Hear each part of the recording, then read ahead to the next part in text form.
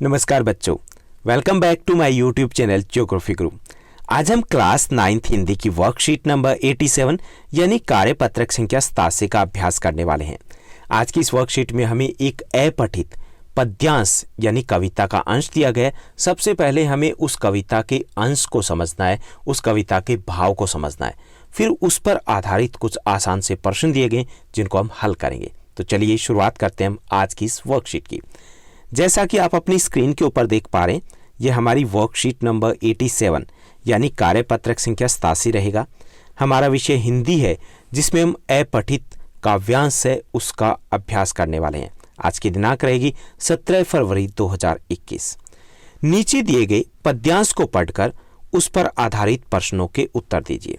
तो यहाँ पर जो हमें पद्यांश दिया गया है, कविता का अंश दिया गया है, ये रामधारी सिंह दिनकर जी द्वारा रचित किसको नमन करूं मैं उस कविता से लिया गया। यहाँ पर जो कवि है वो भारत के जो गुण है, भारत की जो आभा है उससे बहुत ज़्यादा प्रभावित है। यहाँ पर वो उलझन में है कि मैं किसको नमन करूं, किस को नमन करूं, क्योंकि यहाँ पर चारों तरफ एक निराली छटा है, वो बिखरी हुई है। पूरा भारत है वो ही निराला है। तो चलिए हम इसके भाव को समझने की कोशिश करते हैं। तुझको या तेरे नदीस गिरी वन को नमन करूं मैं, कि तुझको या तेरे नदीस होता है कि जल का स्रोत, वो नदी हो सकता है, सागर हो सकता है, महासागर हो सकता है, कि तुझको या तेरे नदीस गिरी यानी कि पर्वत या वन को नमन करूं मैं। कवि उलझन में है कि मैं किसको नमन करूं। चारों तरफ ही अद्भुत छटा बिखरी हुई है, अद्भुत सुंदरता है। प्यारे देश दे या मन को नमन करूं मैं, कि मैं देह को नमन करूं या फिर मन को नमन करूं, मैं शरीर को नमन करूं या फिर जो मन कह रहा है उसको नमन करूं। यहां पर उलझन में है कवि कि किसको नमन करूं मैं, किसको नमन करूं मैं। भारत किसको नमन करूं मैं। भारत नहीं स्थान का वाचक। यहाँ पर कवि ये कहना चाहता है कि भारत केवल स्थान का नाम नहीं है, गुण विशेष नर का है, कि यहाँ पर मानवीकरण किया गया है कि जैसे एक इंसान है उसमें कई सारे गुणों का समावेश होता है, ऐसे भारत कोई स्थान नहीं है बल्कि एक इंसान की तरह, एक मानव की तरह है जिसमें अनेक गुण है वो समाये हुए हैं।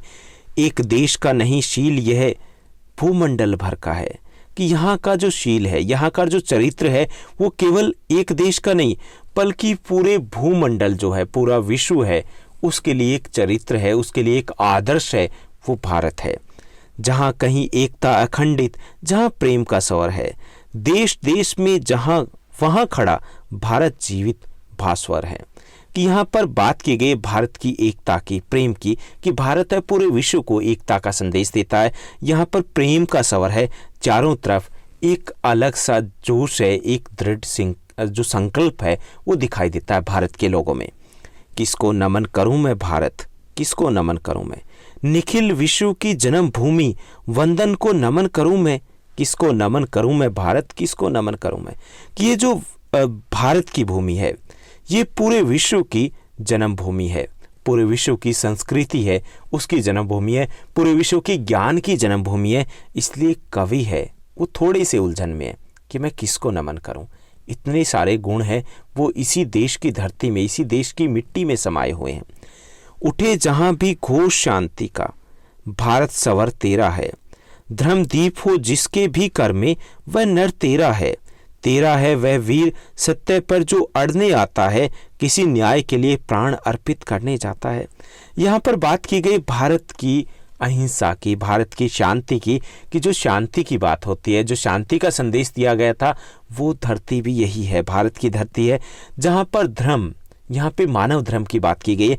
जहाँ पर मानव धर्म है, हर इंसान के दिल में है, हर इंसान के हृदय में वो देश और वो मानव है, वो भी भारत के निवासी हैं। तेरा है वह वीर सत्य पर जो अड़ने जाता है, किसी न्याय के लिए प्राण अर्पित करने जाता है। यहाँ सत्य, अहिंसा, त्याग, ये सब कुछ इसी देश की देन है। तो यहाँ का ही इंसान है जो सत्य के लिए अड़ जाता है और जो दूसरों के लिए, न्याय के लिए अपने प्राण है वो न्यौछावर कर देता है। मानवता के इस ललाट चंदन को नमन करूं मैं। और यही जो मानवता के गुण हैं, मानवता का जो धर्म है, जैसे माथे के ऊपर चंदन है, उसी तरीके से मानवता है वो भारत को शोभित करा है, हमारे देश को शोभित करा है। किसको नमन करूं मैं भारत, किसको नमन करूं मैं। इसलिए इतने अधिक जो अद्भुत गुण है भारत भूमि के, उससे कवि उलझन में है कि मैं किस गुण को अपनाऊं, किस गुण को कहूं, किस गुण को मैं नमन करूं। तो ये कविता का भाव हमने समझने की कोशिश की। अब हम प्रश्नोत्तर जो दिए गए हैं उनको हम हल करेंगे। तो पहला जो हमारा क्वेश्चन दिया गया है, गिरि शब्द का क्या अर्थ है। तो यहाँ पे हमें विकल्प दिए गए। पहला विकल्प नदी दिया गया, ये तो नहीं है। दूसरा विकल्प पहाड़ दिया गया, तो ये हमारा सही विकल्प रहेगा, पहाड़ या पर्वत।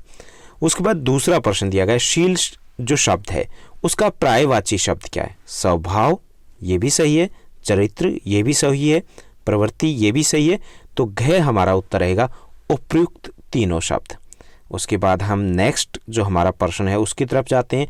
हमें दिए गए कुछ शब्द, गुण, नर, विदेश, खंडित, इन शब्दों का विलोम शब्द हमें लिखना है।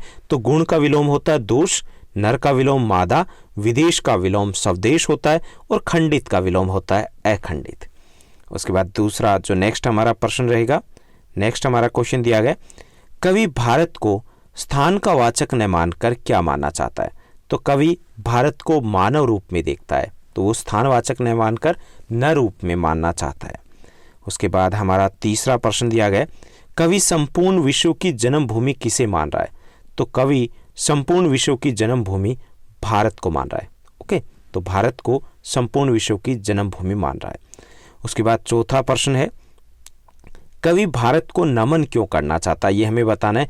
तो कवि भारत की भारत के अद्भुत गुणों और रूपों से प्रभावित होकर भारत को नमन करना चाहता है। उसके बाद पांचवा प्रश्न दिया गया, पांचवा प्रश्न है, निम्नलिखित पंक्ति का भाव क्या, ये हमें बताना है। उठे जहां भी घोष शांति का, भारत सवर तेरा है। तो इन पंक्तियों का भाव यह है कि भारत शांति और अहिंसा का देश है। भारत ने हमेशा मानवता को शांति का संदेश दिया है। उसके बाद छठा प्रश्न है, धर्मदीप हो जिसके भी कर में वह नर तेरा है। धर्मदीप हो जिसके भी कर में वह नर तेरा है, मानवता के इस ललाट चंदन को नमन करूं मैं। इस काव्य पंक्ति के माध्यम से कवि क्या कहना चाहते हैं, हमें इसका भाव है वो स्पष्ट करना है।